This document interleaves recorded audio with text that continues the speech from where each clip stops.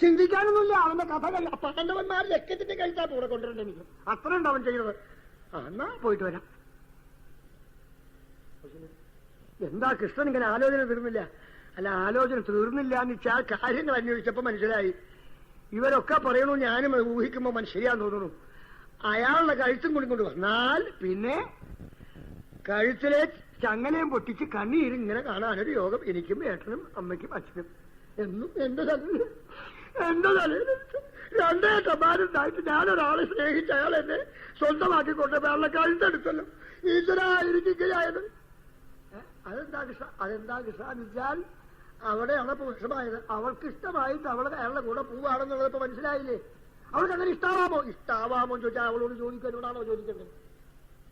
കഴുത്തെടുത്താ അവള് പറയുന്നത് എന്നെ ഇങ്ങനെ ആക്കിയില്ലേ? അവള് വൈദവ്യം അനുഭവിക്കാം. നമ്മൾ ഭാര്യമാരോടുകൂടി കേമന്മാരായിട്ട് നടക്കാം, സുഖമായിരിക്കും അല്ലേ? ശൂന്റെ കൃഷ്ണനായിരിക്കും. അവളെ പോലെ സ്നേഹമുള്ളൊരു അനീതിയില്ല. അവൾക്ക് സുഖമാവാല്ലാണ്ട് വേറെ ഒന്നും എനിക്ക് വേണ്ട കൃഷ്ണ. എന്നപ്പൊ എന്താ വേണ്ട? എനിക്കിപ്പോ നല്ല നിശ്ചയമില്ല വേണ്ട. എന്താണ് കൃഷ്ണ, ഇപ്പൊ എനിക്കൊരു അബദ്ധം പറ്റിയിട്ടുണ്ടല്ലോ കൃഷ്ണ. ഞാൻ അന്ന് ഹസ്തിനപുരത്തില് ആ ദുര്യോധനന്റെ ഗതായുദ്ധമൊക്കെ ഒഴിച്ച് കയ്യുമ്പോ കയറി പിടിച്ചാ പറഞ്ഞ് തനിക്ക് എന്റെ സഹോദരിയെ തന്നോളാൻ വാക്ക് കൊടുത്തിട്ടുണ്ട്. ഇനിയിപ്പോ എന്താ ചെയ്യാ? അങ്ങനെ ഉണ്ടായിട്ടുണ്ടോ? അങ്ങനെ ഉണ്ടായിട്ട് കേമായി. എന്നപ്പോ ഏട്ടന്റെ ശിഷ്യനെ പറ്റി എനിക്ക് നല്ല ബോധ്യം വന്നു. ഏട്ടന്റെ ശിഷ്യനെ പറ്റി എല്ലാവരും മാനി മാനി മാനി എന്ന് പറയാറുണ്ട്. മറ്റൊരാൾ തട്ടിക്കൊണ്ടുപോയതായിരിക്കുന്ന എച്ചിന് തിന്നാൻ കാത്തിരിക്കുന്നവനാണ് ഈ മാനി എന്ന് ഇപ്പോഴാണ് എനിക്ക് മനസ്സിലായത്. ആയിക്കോളൂ. എന്താ കൃഷ്ണാണോ? മാന്യന്മാരാരെങ്കിലും വേറൊരാൾ തട്ടിക്കൊണ്ടുപോയ പെൺകുട്ടിയെ എനിക്ക് ഭാര്യയായിട്ട് കിട്ടണമെന്ന് പറഞ്ഞ് ഇരിക്കുക ഏട്ടാ. അത്രയ്ക്കാണ്ട് മാന്യത ഇല്ലാത്ത ആളാണോ സുയോധനൻ? ഇത് കേട്ടപ്പോ ഒരു അതും ശരിയാ കൃഷ്ണ, അത് ശരിയാ. അയാൾ വളരെ മാന്യ. കാര്യം ഞാനെങ്ങാനും ചെന്ന് പറഞ്ഞ എന്റെ മുഖത്ത് ചിലപ്പോ ഗുരുവൊക്കെ പറയാൻ ആട്ടും. എന്നാൽ അവിടുന്ന് ഇത് വേണ്ടായിരുന്നു. അർജുനൻ തട്ടിക്കൊണ്ടുപോയി കുറച്ചു ദിവസം അവിടെ താമസിപ്പിച്ചിട്ടേ ഇപ്പൊ അതേ ദുര്യോധനെ കൊണ്ടുവന്നുള്ളതാണ്. അത് അവിടുന്ന് എന്നെ അത്ര തുച്ഛാക്കണ്ടായിരുന്നു പറയൂലോ. ഇനിയിപ്പോ എന്താ വേണ്ടേ കൃഷ്ണ? ഞാൻ വെള്ളം പോലും കഴിക്കില്ല എന്നായിരുന്നു മനസ്സിന് വിചാരിച്ചത്. അർജുൻ ദുര്യോധനെ കൊടുത്തില്ലെങ്കിൽ വേണ്ട, പച്ചവെള്ളം കുടിക്കണ്ടേ? ഇനി ദ്വാരകയിലും എവിടെ ചെല്ലുമ്പോഴും നല്ല ഒന്നാം തരം ജീരകോ ചുക്കോ കുരുമുളകോ ഇട്ട് ചൂടുവെള്ളയെ കുഴിക്കുള്ളൂ എന്നോട് നിശ്ചയിക്കാം. ഇവിടെ വേണമെങ്കിൽ ഞാൻ ഇപ്പൊ തന്നെ പ്രഖ്യാപിക്കാം, എന്റെ ഏട്ടന് ഏതെങ്കിലും ഗൃഹത്തിൽ വന്നാൽ പച്ചവെള്ളം കൊടുക്കരുത്, തിളച്ച വെള്ളമാണ് ഈ പട്ടയത്തിന് കൊടുക്കാനേ പാടുള്ളൂ, സത്യം ചെയ്തിട്ടുണ്ട്, വെള്ളം കുടിക്കില്ല എന്ന് പോരെ കൃഷ്ണ. അപ്പൊ ഞാൻ ഇപ്പൊ എന്താ ചെയ്യണ്ടേ കൃഷ്ണ? എനിക്കറിയില്ലേ. ഏട്ടൻ പറയണ ചെയ്യാനൊരു അനിയൻ ഞാൻ തയ്യാർ. അർജുനന്റെ കഴുത്തെങ്കിലത്, സുഭദ്രയുടെ കഴുത്തെങ്കിലത്, രണ്ടുപേരുടെ കഴുത്തെങ്കിലത്, അതല്ലെങ്കിൽ എന്താ വേണ്ട വെച്ചാൽ അവൾക്ക് അത്ര ഇഷ്ടമായിരിക്കുമല്ലേ? ഷടാ, പിന്നെയും തിരിഞ്ഞു നോക്കിയല്ലോ. അവൾക്ക് ഇഷ്ടമാവാണ്ട് കൊണ്ടുപോവോ ഏട്ടാ? ഏട്ടൻ പറയൂ. എന്താ അവൾക്ക് അങ്ങനെ ഇഷ്ടമായല്ലോ? മോശമായി പോയി. എന്നാലും കൃഷ്ണൻ ഇപ്പൊ എന്താ വേണ്ടേ? ഏട്ടൻ പറയൂ. അങ്ങനെയാണ് നടക്കട്ടെ അല്ലേ? ഉള്ളുകൊണ്ട് കണ്ടു അത് വരണം വേണം ഇങ്ങനെ വിടാണ്ടിരിക്കാം. ഏത് നടക്കട്ടെ എന്ന് അല്ല ആയിക്കോട്ടെ അല്ലേ? ഏട്ടന് ഇഷ്ടമാണെങ്കിൽ അങ്ങനെ തന്നെ. ഇപ്പൊ എനിക്ക് ഇഷ്ടമാണെന്ന് വെച്ചാൽ അപ്പൊ ഇഷ്ടമായിട്ട് കഴിയും. അവൾക്ക് ഇഷ്ടമാണെന്നാണോ കൃഷ്ണൻ ചോദിച്ചാൽ മനസ്സിലാക്കിയത്? ഞാൻ മനസ്സിലാക്കിയത് മാത്രമല്ല, അമ്മയും പറയണ്ട, അച്ഛനും പറയണ്ട അവൾക്ക് ഇഷ്ടമാണ് അർജുനനെന്ന്. അങ്ങനെയാണോ? എന്നാൽ എന്നോട് പറയാൻ ഞാനെങ്ങനെയാ പറയാ? ഏട്ടൻ ദുര്യോധനൻ മന്ത്രം പറയണ കേട്ടു. ഏട്ടന് വിപരീതം നിൽക്കുന്ന ഏർപ്പാട് എനിക്ക് അറിയൂല. ഏട്ടന് ഇഷ്ടം പോലെ ആവട്ടെ എന്ന് പറഞ്ഞു. എന്നാൽ ഇപ്പൊ ഒരു കാര്യം ചെയ്യാൻ കൃഷ്ണ, അങ്ങനെ തന്നെ ആയിക്കോട്ടെ. എന്താ വേണ്ടേ? ഏട്ടൻ നിശ്ചയിക്കൂ. എന്നാ പേര് കൊണ്ടുവരാൻ പറയൂ. പേര് കൊണ്ടുവന്നു. ഒലയ്ക്കും കലപ്പം കയ്യിലെടുത്തു. വേഗം നോക്കി. അപ്പോളേ കന്യകയെ വിവാഹം കഴിച്ചു കൊടുക്കാൻ ഇതാണോ പാരമ്പര്യ സമ്മാനം? ഒലയ്ക്കും കലപ്പൻ. എന്തിനായി ആയുധം ഏട്ടാ? ആയുധം കയ്യിലിരുന്നോട്ടെ. ഞാനില്ല, അത് ഞാനില്ല. കാരണം ഏട്ടന് എനിക്ക് നല്ല ഇഷ്ടമുണ്ടേ. ഇതൊക്കെ പറഞ്ഞു അവിടെ ചെല്ലുമ്പോ ഏട്ടാ അർജുന നീയേ അവനിന്ന് ഒരു ഓട്ടോ ഓടിക്കഴിഞ്ഞാൽ പിന്നെ എവിടെ പോയിട്ടാ മുങ്ങാൻ നിശ്ചയമില്ല. അതിന് ഞാൻ കൂടെ കൊണ്ടുപോവില്ല. ഞാൻ ഒന്നും ചെയ്യില്ല ആയുധം കൊണ്ട്. അർജുന എനിക്ക് ഇത്രയൊക്കെ വന്നപ്പോ അവൾക്ക് ഇഷ്ടാന്ന് കേട്ടപ്പോ എനിക്ക് ഇഷ്ടമായി കൃഷ്ണ. അതുകൊണ്ട് കാര്യമില്ല. ഇതുണ്ടെങ്കിൽ പേടി ഇരിക്കാണേ. എന്നാ കൃഷ്ണന്റെ ഇഷ്ടം പോലെ ആയിക്കോട്ടെ. എന്താ ചെയ്യണ്ടോ? ഇവിടെ വന്നേക്കൂ. കിട്ടി അവിടെ വെച്ചു. ഇനി വന്നിട്ട് എടുക്കാം. തേരിൽ കയറ്റി വിട്ടു. അങ്ങനെ ഇന്ദ്രപ്രസ്ഥത്തിൽ തേര് വന്ന ഉടനെ തന്നെ ഭഗവാൻ പച്ചക്കൊടി കാണിച്ചു. ജാലകത്തിൽ കൂടി നോക്കി സുഭദ്ര ഞാനില്ലേ, നീ മേടിക്കൊന്നും വേണ്ട. പിന്നെ ആദ്യം ചെയ്തു. അനേക സമ്മാനങ്ങൾ കൊടുത്തു. ബലരാമസ്വാമിക്ക് വാസ്തവം പറഞ്ഞാൽ സുഭദ്രയിലുള്ളതായിരിക്കുന്ന സ്നേഹം കൃഷ്ണനേക്കാളുണ്ട്. അതന്നെ അതിന്റെ കഥയുടെ പിന്നിൽ ഭഗവാൻ നിന്നത്. എന്നെക്കാൾ കൊച്ചനീത്തെ സ്നേഹിക്കുന്നുണ്ട്. അവൾക്കൊരു രോമപ്പഴിന് കേട് വരാനേ ഏട്ടന് ഇഷ്ടാവില്ല. അപ്പൊ പിന്നെ ഇതന്നെ പറ്റുള്ളൂ. അവള് വിധവ വൈദവ്യം അനുഭവിക്കട്ടെ എന്ന് പറയുമ്പോ ഏട്ടന്റെ ഉള്ളിൽ നിന്ന് പൊട്ടും. ചങ്ക് പൊട്ടും ഏട്ടന്. ഞാൻ കൊണ്ടുപ്പെടുത്തിക്കോളാം, താൻ കൊണ്ടുകൊള്ളൂ എന്ന് ധൈര്യം കൊടുത്തിട്ട് തന്നെയാണ്. ഇങ്ങനെയാണ് സുഭദ്രയെ വിവാഹം കഴിച്ചത്. അങ്ങനെയുള്ളതായിരിക്കുന്ന അർജുനൻ ഭഗവാനെ മറക്കും. നമുക്ക് പാഠം. ജിഷ്ണോഗർവം വിനേതും കഥ വരണം. ഈ അർജുനന്റെ കഥ തന്നെ കൊടുക്കാം. മുമ്പേ നടന്നത് കുരുക്ഷേത്ര യുദ്ധം വരുന്നതിന് മുമ്പ് തന്നെ, കുരുക്ഷേത്ര യുദ്ധാത് പൂർവമേവ നടന്ന കഥയാണ്. അർജുനൻ അഹങ്കാരം വരും, അത് നശിപ്പിക്കണം വിചാരിച്ചിട്ടാണ്. ബ്രാഹ്മണന്റെ 9ാമത്തെ തവണയുള്ള പ്രതാപം കേട്ടത് യാദവസദസ്സിൽ വെച്ച് വെല്ലെടുത്തുകൊണ്ടാണ് ചെന്നു. ഞാനുണ്ടൊരു യാദവ്, ഞാനുണ്ടൊരു ക്ഷത്രിയൻ. എന്റെ ക്ഷത്രിയന്മാര് പലരുണ്ട്, അവരൊക്കെ ഇരുന്ന് സുഖമായിട്ട് ഭോഗസുഖങ്ങൾ അനുഭവിക്കുകയാണ്, എന്നെ പോലൊരു ബ്രാഹ്മണൻ ദുഃഖം അനുഭവിക്കുകയാണ് എന്നൊക്കെ പറഞ്ഞപ്പോൾ നിർത്തുവാങ്ങാന്നാ പറഞ്ഞു. ഞാനൊരു ക്ഷത്രിയുണ്ട്.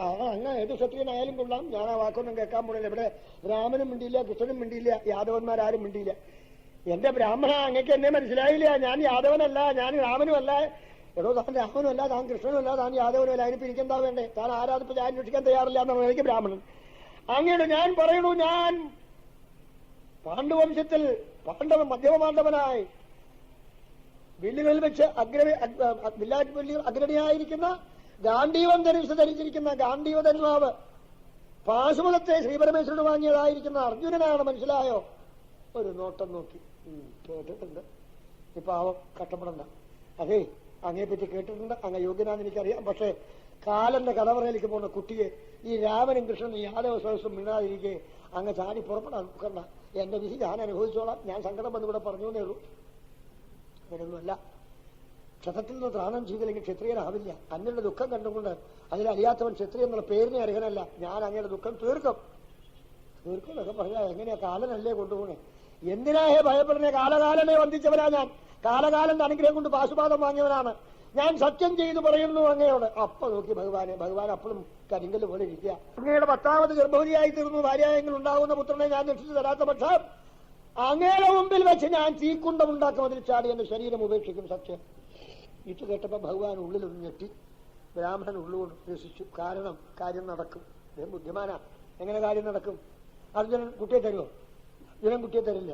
10ാമത് ഗർഭമുണ്ടായാൽ കുട്ടിയെ അർജുനൻ തരാത്ത പക്ഷം അർജുനൻ എന്റെ മുമ്പിൽ വെച്ച് ചാടും. അർജുനൻ എന്റെ മുമ്പിൽ വെച്ചിട്ട് എരിപൊരി കൊള്ളുന്നതായിരിക്കുന്നതായ അഗ്നി കൊണ്ട് ചാടുമ്പോൾ അവിടെ അകത്തൊരു മാറത്തടി ഉണ്ടോ? എന്റെ നാദാ, അങ്ങനെ വിട്ടല്ലോ. കൊച്ചനീറ്റി സുഭദ്ര വിധവയാവും. തന്റെ സ്വന്തം കൊച്ചനീറ്റി വിധവയാവാൻ ശ്രീകൃഷ്ണൻ സമ്മതിക്കുമോ? അതുകൊണ്ട് കാര്യം ലാഭം തന്നെ. ചെന്നു പത്നിയോട് വിവരമൊക്കെ പറഞ്ഞു. പത്നി ആദ്യം പറഞ്ഞു, എന്താ ഇങ്ങനെ പറയണത്? അർജുനൻ വിചാരിച്ചാൽ സാധിക്കോ? നിനക്കറിയില്ല അർജുനൻ കൃഷ്ണനായിട്ടുള്ള ബന്ധം. കൃഷ്ണൻ മിണ്ടിയില്ല നമ്മുടെ പ്രാരബ്ധം കൊണ്ട്. ഇയാള് വന്ന് ഏറ്റത് കാരണം നമ്മുടെ പ്രാരബ്ധം തീർന്നത് തന്നെ. 10ാമത് ഗർഭമുണ്ടായ കുട്ടി മരിച്ചാലും ശരി തിരിച്ചു കൊണ്ടുവരും. അതെങ്ങനെയാണെന്ന് എനിക്ക് മനസ്സിലാവില്ല. അവിടുന്ന് ഇങ്ങനെ ഭോഷനായോ? എനിക്കല്ല ഭോഷത്വം, നിനക്കാ ഭോഷത്വം. കൃഷ്ണനും അർജുനൻ തമ്മിലുള്ള ബന്ധം എനിക്ക് നല്ലോണം നിശ്ചയമുണ്ട്. ആ കൊച്ചനീത്തിയെ വിധവയാക്കി വിടുമോ ഈ കൃഷ്ണൻ? നമ്മുടെ മുമ്പിൽ വെച്ചിട്ട് കൃഷ്ണൻ കണ്ടുകൊണ്ടിരിക്കോ? ഈ അർജുനൻ തീയിൽ ചാടി ചാവണ കാണാനിരിക്കോ കൃഷ്ണൻ? അത് ശരി. പിന്നെ അത് ശരി, അത് ആ പെണ്ണിന് ബുദ്ധി പോരാ, ആണിന് ബുദ്ധി കൂടുന്നു പറയാൻ കാരണം. അതുകൊണ്ട് നല്ലോണം ഈശ്വരോട് പ്രാർത്ഥിക്കൂ, ഗർഭാവട്ടെ. ഗർഭമുണ്ടായി, വിവരങ്ങൾ ചെന്നു, അർജുനനെ അറിയിച്ചു, അവിടെ വന്നു. പ്രത്യേകമാകുന്നതായ മെറ്റേർണിറ്റി സെന്റർ, ആദ്യത്തെ ലോകത്തിൽ മെറ്റേർണിറ്റി സെന്റർ എന്ന് പറഞ്ഞ് ഇപ്പൊ ധാരാളമുണ്ട്. പ്രസവാലയങ്ങൾ ഇപ്പൊ തുടങ്ങിയതാണെന്നാ വിചാരിച്ചല്ലേ? അർജുനനാണ് അതിന്റെ ഒറിജിനേറ്റർ. ആദ്യത്തെ പ്രസവാലയത്തിന് ആദ്യം കണ്ടുപിടിച്ച് അർജുനൻ ഉണ്ടാക്കിയ ഒരു പ്രത്യേകം പ്രസവാലയം ഫസ്റ്റാണ്, ആദ്യത്തെ മെറ്റേർണിറ്റി സെന്റർ. എന്ന് മാത്രമല്ല, അവിടെ യാതൊരു ഓപ്പറേഷനും വേണ്ട, ഒന്നും വേണ്ട, ഞാൻ നിന്നോളാന്ന് പറഞ്ഞു. സഹായത്തിലുള്ള സ്ത്രീകൾ അകത്തേക്ക് കിടന്നോട്ടെ, വില്ലെടുത്തിട്ട് അവിടെ നിൽപ്പായി. കാറ്റ് പോലും പ്രവേശിക്കില്ല. പക്ഷേ നാരായണ, ഇങ്ങനെ ഒരിക്കലും പറ്റരുത്. ദൃഷ്ടനട്ടേ കുമാരി. അയ്യ അർജുനന്റെ നിലയിൽ പിന്നെ ഒന്ന് ആലോചിച്ചോളൂ. ബ്രാഹ്മണൻ നല്ല ടേപ്പ് റെക്കോർഡർ വെച്ചാണ് ആളാദ്ദേഹം. അദ്ദേഹം ശ്രീകൃഷ്ണനെ അസ്യകാഹാമി അന്ന് അവിടെ ചെന്ന് പാടുന്ന പാട്ടിങ്ങോട്ട് തിരിച്ചു. മതിയടോ, തന്റെ വാക്ക് ഞാൻ കേട്ടടോ. ആണുമല്ല പെണ്ണുമല്ല 2 കൂട്ടരെ ഞാൻ കണ്ടിട്ടുണ്ട്. 3ാമത് മധ്യവൃത്തിയുള്ളവരെ ഞാനിപ്പോ കണ്ടു. കേൾക്കാനും വയ്യ, പറയാനും കൊള്ളാണ്ട്. കഷ്ടായല്ലോ. എന്റെ കിട്ടന്റെ മുമ്പിൽ പോയി ഞാൻ എങ്ങനെ സങ്കടം പറഞ്ഞു. ദൈവമേ, ചതിച്ചല്ലോ തായത്. ബ്രാഹ്മണ അനുവദിക്കും, ഞാൻ നോക്കട്ടെ. പിന്നെ അർജുനൻ ചെയ്ത പരാക്രമം പറയാൻ ഞാൻ ആളെല്ലാം മഹീന്ദ്രീം ദധാന്യ സ്വരവരനഗരി വിദ്യ അസാധ്യ സദ്യോ മോഹോദ്യോഗ പരീക്ഷ നൂതപുജി. 14 ലോകത്തിലും കൈലാസൊഴിച്ച് നോക്കി, കിട്ടിയില്ല. സങ്കടപ്പെട്ട ആകപ്പാട് സർവശക്തിയും നാടിയും തളർന്ന് അഗ്നി കൊണ്ട് ഉണ്ടാക്കി പ്രദക്ഷിണം വെച്ച് ഗാന്ധിവമിയിൽ വെച്ചപ്പോൾ ഉരുണ്ടിരുണ്ട് വീണു കണ്ണീന്ന് വെള്ളം. എന്തിനാ? കുന്തിച്ച് അമ്മയെ കാണാഞ്ഞിട്ടല്ല, പത്നാലിയെ കാണാഞ്ഞിട്ടല്ല, സുഭദ്രയെ കാണാഞ്ഞിട്ടല്ല. എന്റെ കൃഷ്ണനെ ഞാൻ വിട്ടില്ലേ? ഇനി ഞാൻ എന്റെ കൃഷ്ണനെ കാണും. ഞാൻ കൃഷ്ണനോട് അഭിപ്രായം ചോദിച്ചില്ലല്ലോ. കൃഷ്ണ, എനിക്ക് പറ്റി തെറ്റ്. ഇതാ അങ്ങയുടെ അർജുനൻ, ഇതാ ഒരു പിടി ചാമ്പൽ എടുത്തു ചാടി പിടിച്ചെടുത്തു, മാറിന് ചേർത്തു, സഞ്ജനമിതമാവിക പേരു ഇത്തേരിൽ വിട്ടു. മിന്നൽ പിടലിന്റെ വേഗത്തിൽ ലോകാലോകം വ്യതിയിക്ക എല്ലാം കാണിച്ച് ലോകാലോകം കഴിഞ്ഞ് തിമിര പോയി വന്നപ്പോ കണ്ണ് കാണില്ല. ചക്രം കൊടുത്തു, ചക്രാംശകൃഷ്ണ വൃഷ്ടി എന്നാണ്, കണ്ണുകളെ കാണത്തക്കത്തിൽ ചക്രത്തിനെ കൊണ്ട് വഴി കാണിച്ചു കൊടുത്ത് ശ്വേതദ്വീപിന്റെ കരയിൽ ചെന്ന് അവിടെ ഇറങ്ങി പാലാടിയിൽ പ്രവേശിച്ച് ഓരോ ഗോപുരങ്ങളും കടന്ന് അനന്തപുരിയിൽ അങ്ങോട്ട് പ്രവേശിച്ചതും കണ്ടു ഒരു കാഴ്ച. അനന്തരത്ന പ്രഭയാ വിചിത്രം അനന്തനാഗസ്യ പണാസമൂഹം അനന്തരന്തത്ര മഹൽ സമൂഹം അനന്തരായ അമ്മരൂന്ന കണ്ടാൻ യഥംഗജഗാധരന്മാർ അസംഭുവാഹ അസിത വിഗ്രഹന്മാർ ചതുർഭുജന്മാർ അതിസുന്ദരന്മാർ നിരക്കരന്മാർ കണ്ടങ്ങനെ കണ്ണു നിറഞ്ഞു. ഈ പരമാനന്ദത്തെ അനുഭവിക്കാനുള്ള ഭാഗ്യം തനിക്ക് തന്ന കൃഷ്ണനെ കെട്ടിപ്പിടിച്ചു. അവിടെ കളിച്ച നിയമിതക്ഷേമരൂപം. അപ്പൊ ഭഗവാൻ എഴുന്നേറ്റു. ഓർണത്ര ഈശ്വരായിട്ട് അങ്ങനെ ഇരിക്കുകയാണ്. തത്രാധീനം ഭുജംഗാധിപശയനശലീദിവ്യഭൂഷായുധാദ്യൈരാവീതം പീതജേലം പ്രതിനവദലശ്യാമളം ശ്രീമദംഗം മൂർത്തീനാം ഈശിധാരം. ത്രിമൂർത്തികൾക്കും ഈശനായി പൂർണ്ണങ്ങൾക്കും അകാര ഉകാരം അകാരങ്ങളാകുന്നതായിരിക്കുന്ന സർവ്വ വേദശാസ്ത്ര പുരാണ ഇതിഹാസങ്ങളുടെ മുഴുവൻ മൂർത്തിയായി ഭഗവാൻ പരിപൂർണനായിട്ട് അങ്ങനെ ഇരിക്കുകയാണ് അവിടെ വിഷ്ണുരൂപത്തിൽ. രണ്ടുപേരെയും പിടിച്ചു കയറ്റി അവിടെ ഇരിക്കി. നിങ്ങളെ കാണാൻ വിചാരിച്ച് ഞാൻ വന്നതാണ്. അപ്പോഴാണ് ഒരു ചെറിയ നഴ്സറി സ്കൂൾ അവിടെ, വൈകുണ്ഠത്തിൽ നഴ്സറി സ്കൂൾ. അങ്ങനെ അപ്പോൾ അവിടെ കാണുന്നതേ. ഒരു കുട്ടി ഉള്ളതിലേക്ക് വ്രജന എടുത്തിട്ടുണ്ട് മഹാലക്ഷ്മി ദേവി. വേറെ ഒരുത്തം പിന്നാലെ വന്നിട്ട് മുട്ടുകുത്തി വന്നിട്ട് പുറമെ പിടിച്ച് മേപ്പിട്ട് കയറുന്നുണ്ട്. അപ്പൊ അതിനോട് പറയുന്നുണ്ട് ഭർത്തി നിൽക്കാന്ന്. അപ്പൊ വേറൊരു കുട്ടി അമ്മേ എന്ന് പറഞ്ഞ് ഇങ്ങേപ്പുറത്ത്. പിന്നെ ഒരു 4 വയസ്സ്, ഒരു 5 വയസ്സ്, ഒരു 6 വയസ്സ്, ഒരു 7 വയസ്സ്, 8 വയസ്സുകാരനോട് പറഞ്ഞതാ നീ ഇവനെ ഒന്ന് എടുക്ക, ഞാൻ അവനെ ഒന്ന് സമാധാനിപ്പിക്കട്ടെ. കാണുന്നതല്ലേ അർജുന, എന്തൊരു കഥയായത്. ലക്ഷ്മി ദേവി പ്രസവിക്കാതെ വർഷം എന്നിട്ടിങ്ങനെ കുട്ടികളെ വളർത്താം, കുടുംബത്തിലൊക്കെ കുട്ടികളെ. ഇത് കേട്ടിട്ടില്ലല്ലോ. അപ്പൊ ഭഗവാൻ ശ്രീകൃഷ്ണൻ നിശ്ചയിച്ചു, നന്മ മനസ്സിലായിക്കൊള്ളയാ. 5 വയസ്സുകാരനെ അടുക്ക പിടിച്ച് ഉമ്മ വെച്ചോട് ചോദിച്ചു, കുമാരാതിനക്ഷരാരമ്മയാരെന്ന മന്ദപ്രമോദേന ചോദിച്ചു കൃഷ്ണൻ മധുദ്വീഷിയെയും മഹാലക്ഷ്മിയെയും തഥാ തൊട്ടുകാട്ടിനാനേകബാലൻ. മനസ്സിലായി?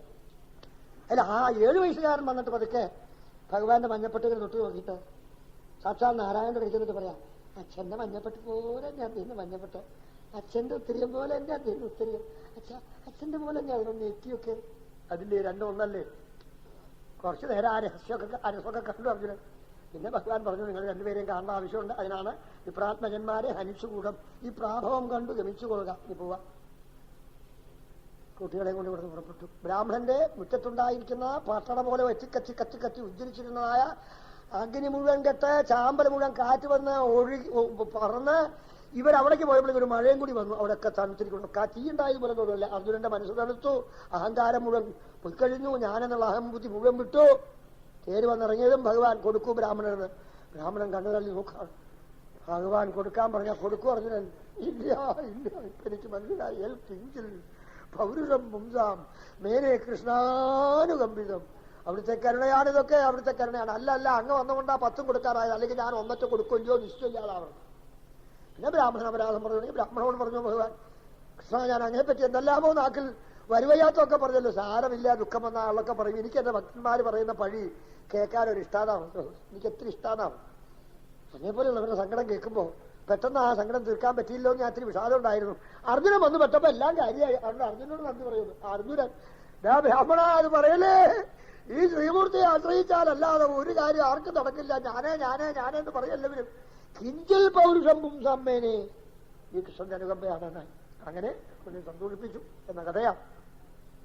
പിന്നെ നിർഗുണമായ ഭഗവാനെ സഗുണ രൂപത്തിലാണ് നമ്മൾ ആരാധിക്കുന്നതെങ്കിലും അവിടേക്ക് സഗുണത്തിനുമായി എങ്കിലും നിർഗുണത്തിന് ഒരു കുറവുമില്ല എന്ന് വേദം തന്നെ സാക്ഷി നിന്ന് പറയണ്ടായി നൃത്തം. കല്ലോലോല്ലാസതുല്യം ഖലു വിമലതരം സത്വം. ഞാൻ അതേപോലെ അക്കാലം സ്മരിക്കുന്നു. ഒരധ്യായം വേദങ്ങളുടെ സ്തുതിയാണ്. അത് വേദാന്ത സാരം മുഴുവൻ തന്നെ പിഴിഞ്ഞെടുത്തതായ സ്തുതിയാണ്. അത് പറയാൻ ഈ ജന്മം ഞാനാളല്ല, അത്രേ പറയുള്ളൂ. അടുത്ത ജന്മം എനിക്കറിയില്ല. എത്ര ജന്മം കഴിഞ്ഞാലും അതിന്റെ അർത്ഥം മനസ്സിലാവുമെന്ന് പറയാനാവില്ല. ചില കേരന്മാരൊക്കെ പറയാതെ പറയുന്നുണ്ട്. അവർ പറയുമ്പോൾ കേട്ടോളൂ, എനിക്ക് പറയാനാവില്ല.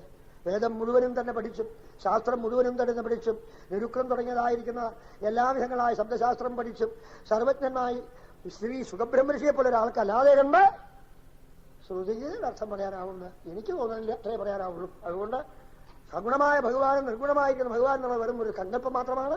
ഭഗവാൻ എപ്പോഴും നിർഗുണ സ്വഭാവം തന്നെയാണ്. ഭക്തന്മാരെ അനുഗ്രഹിക്കാൻ വേണ്ടി സൃഷ്ടിയാദികളെ ചെയ്യുമ്പോൾ രാജാക്കന്മാരെ സ്തുതിക്കുന്ന പോലെ വേദമന്ത്രങ്ങൾ സ്തുതിച്ച് ജീവന്മാരുടെ കർമ്മപ്രാരബ്ധങ്ങളെ അനുഷ്ഠിക്കുവാനായിക്കൊണ്ടും അവർക്ക് വേണ്ടമായ ഗതി കൊടുക്കുവാനും അവിടുന്ന് സൃഷ്ടിയാദികളെ ചെയ്യണമെന്ന് പറഞ്ഞ് അവിടുത്തെ സ്തുതിക്കുകയാണെന്ന് പറഞ്ഞു.